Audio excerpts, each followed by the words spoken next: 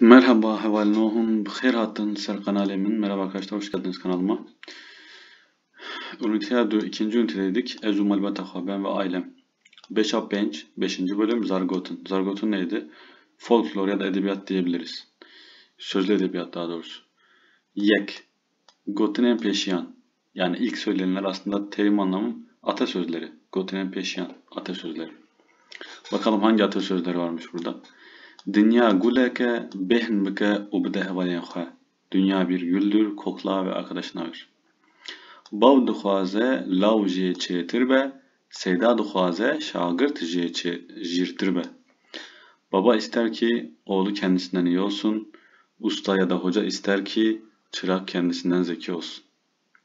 Zarok kezeba dev baven xwane. Çocuk anne babanın ciğeridir. Peşê ji hevalê xwe re bixwaze, piştre ji xwe re. Önce arkadaşına iste, sonra kendine. Mal dibistane, dê û bav mamoste ne. Ev okuldur, anne baba öğretmendir. Güzel atasözleri. Gotinen peşiyan. 2. Lê hatin ok. 2. Tekerlemeler. Lê hatin ok. Yani tekerleme diyebiliriz. Andilko bavê beko, nivî min nivî keko, ê keko kete calê, ê min mah ya salê, sala mala me li vê bû, serî li ser çokê bû, keçik delaliya dê bû.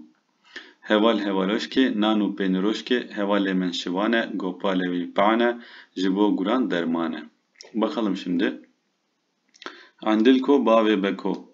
Yani Bekir'in ya da Beko'nun babası. Andilko'yu bilmiyorum. Bu kelime yöresel bir kelime olabilir. Nevimin nevi keko. Yarısı benim, yarısı kardeşin, abimin. Keko kete çale. Çal ne diyebiliriz? Dere diyebiliriz.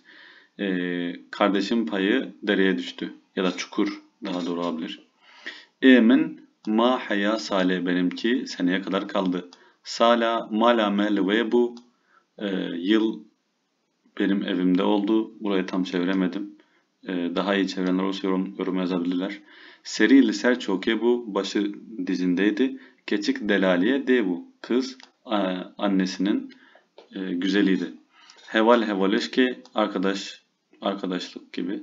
Nanu peyniroşke ekmek ve peynir gibi. Hevale men şivane arkadaşım çobandır. Gopale ve pane bastonu ya da elindeki değneği düzdür. Jibo guran dermane. Kurtlar için ilaçtır. Güzel. Devam edelim. S. Bekenok 3. Gülmece. Ya da fıkra da diyebiliriz. Bekenok. Camer anlastıkın. Camer nedir? Camer mert adam demek. Camer anlastıkın yani adam mert adamı tanır. Legundeki mezin u xoş du heval hebun. Navên wan Amer û Rênas bûn. Amer 12 saliye û Rênas bi salekî ji Amer piçûktir e. Rojekî her du heval ji bo bêhna xwe wedin derdikevin dervê gund. Bi hev re dimeşin heta ku digêjin ser girekî û li ser kevirêkî pan rûdinin. Li vir li kar û xebatên gundiyan temaşe dikin, piştre dest bi axaftinê dikin.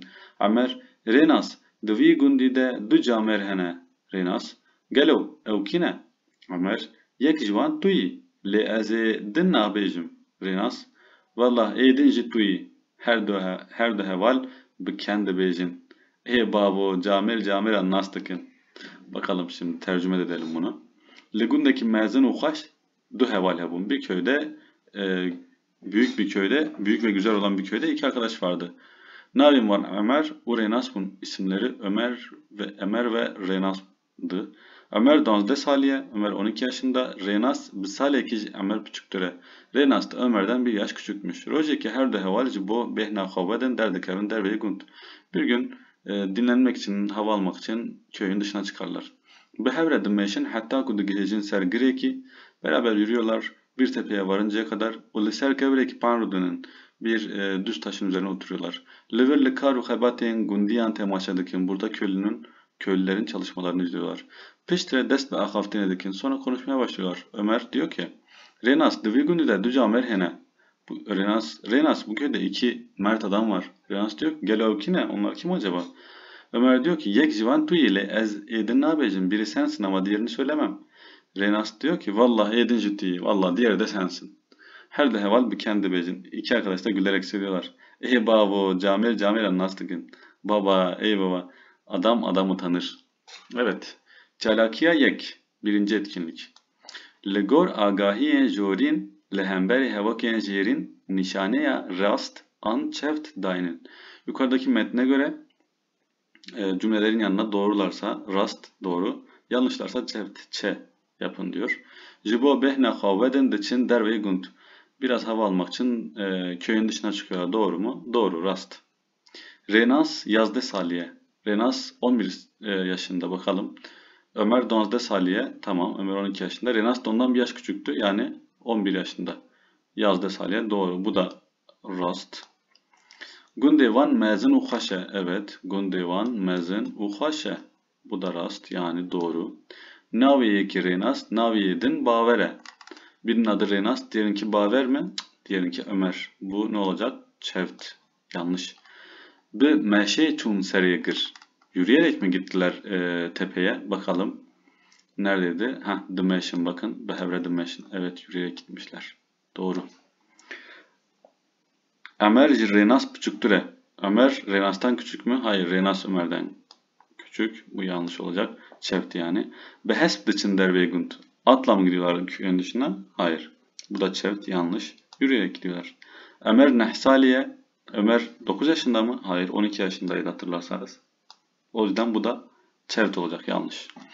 Devam edelim. Çalakiya du. İkinci etkinlik. Hunji derbare hevaltiye de pekenokeki bibejin. Siz de arkadaşlarınız arasında güzel bir fıkra söyleyin birbirinize. Devam edelim. Çalakiya S. Üçüncü etkinlik. Çiroka jirin careki jima mosteye xwa guhdari bikin piştire hun bixwînin. Aşağıdaki hikayeyi, masalı önce öğretmenden dinleyin. Sonra da siz okuyun. Binê pirsên ku di çîrokê de derbas dibin xêz bikin. Hikayede geçen soruların altını çizin. Bakalım. Çirok, çar, çirok. 4 masal ya da hikaye diyebiliriz. Çirok için masal. Şimdi süremiz okumaya yetecek herhalde. Önce bir Kürtçesini okuyalım. Bir sonraki videoda Türkçe'ye çevirerek başlarız. Başlayalım. Şenge u penge. Hebu tinebu. Bizinek u du karken ve hebun. Rojeki bizin ji karken xwarad beje. Ez dê herim derve biçêrim. Bila şîr têke ve guhanê min û hûn jî karibin têr guhanê min bimijin. Lê heta ku ez werim derî ji kesî re we nekin. Dema ku ez vegerim ez dê ji we re wê stranê bibêjim.